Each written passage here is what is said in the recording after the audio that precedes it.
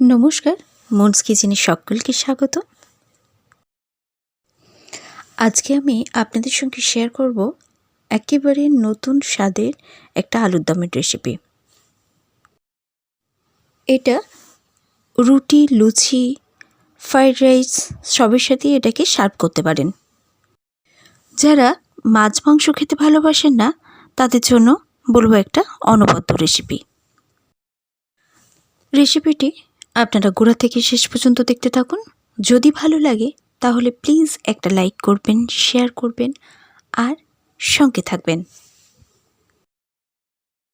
এবার আসি রেসিপিতে। প্রথমেই একটা কড়ার মধ্যে কিছুটা রিফাইন্ড অয়েল নিয়ে তার মধ্যে দিয়ে নিচ্ছে মাঝারি সাইজের আলু। এখানে আলু আছে 1 কেজি মতো।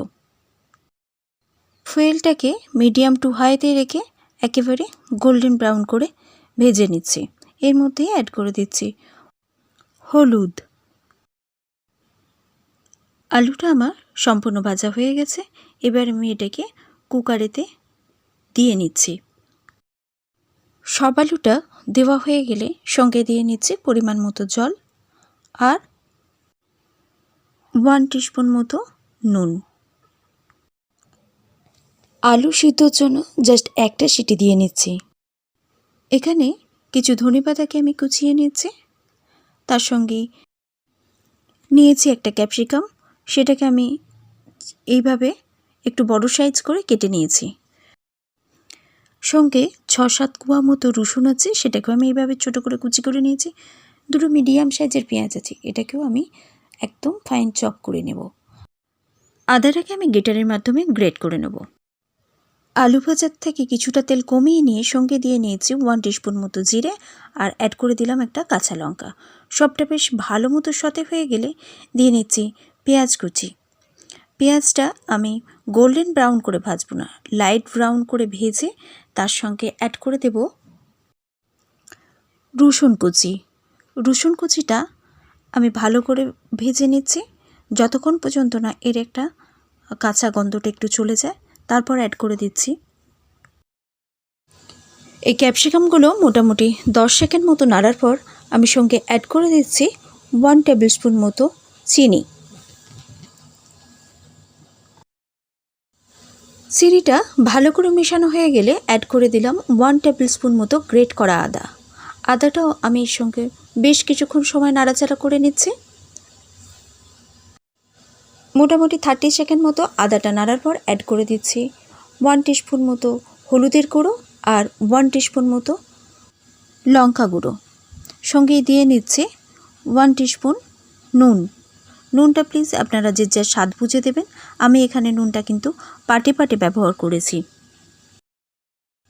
নুনটা দিয়ে একটু নাড়াচাড়া করেই আমি সঙ্গে দিয়ে নিচ্ছি 1 টিস্পুন মতো ধনে গুঁড়ো। ধনে গুঁড়োটা দিয়ে ভালো করে মিশিয়ে অ্যাড করে দিলাম সেদ্ধ করে রাখা আলু। যেহেতু আলুটা আমি ভেজে সেদ্ধ করেছি তাই জলটা সেদ্ধ করার পর একটা স্ট্রেনারের মাধ্যমে ছেঁকে আলাদা করে রেখে দিয়েছি, ওটা আমি পরে অ্যাড করে দেব। আলুটা মোটামুটি মিনিট খানেক মিডিয়াম ফ্লেমে নাড়াচাড়া করার পর আমি অ্যাড করে দিলাম আলু সিদ্ধর জলটা। আপনারা যতটা গ্রেভি রাখতে চান এই সময় জলটা অ্যাড করে দেবেন। অবশ্যই একটু গরম জল অ্যাড করবেন। সঙ্গে দিয়ে নিচ্ছি 4-5টা মতো কাঁচা লঙ্কা, এটাকে কুচিয়ে নিয়েছি, সেটাই আমি অ্যাড করে দিলাম। দিয়ে নিলাম 1 টিস্পুন মতো মৌরির গুঁড়ো। মৌরি গুঁড়োটা দেওয়ার পর মিডিয়াম ফ্লেমেতে মোটামুটি মিনিট খানেক নাড়াচাড়া করার পর একদম 1 পিঞ্চ মতো গরম মশলা গুঁড়ো দিলাম। গরম মশলা গুঁড়োটা একদম নামমাত্র দিয়েছি। সঙ্গে দিয়ে নিলাম 1 মুঠো ধনে পাতা আর দিয়ে নিচ্ছি 1 টিস্পুন মতো ঘি। ঘিটা দেওয়ার সময় অবশ্যই খেয়াল রাখতে হবে আমাদের ফ্লেমটা যেন একেবারেই লোয়েতে থাকে। তৈরি হয়ে গেল একেবারে নতুন স্বাদে একটা আলুর দম।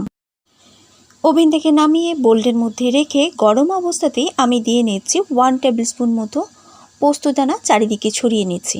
এটাকে দরকার হলে একটু কিছুক্ষণ রেখে একটা স্পুনের মাধ্যমে নাড়াচাড়া করে ঢাকা দিয়ে দেবেন। দেখবেন প্রত্যেকটা পোস্তদানা আলুর গ্রেভির সাথে যখন মুখে পড়বে এর স্বাদ হবে একেবারে অসাধারণ। অবশ্যই এইভাবে আপনারা বাড়িতে বানিয়ে জানাবেন আপনাদের এই রেসিপিটি কেমন লেগেছে। ধন্যবাদ আপনাদের মূল্যবান সময় থেকে আমায় একটু দেওয়ার জন্য।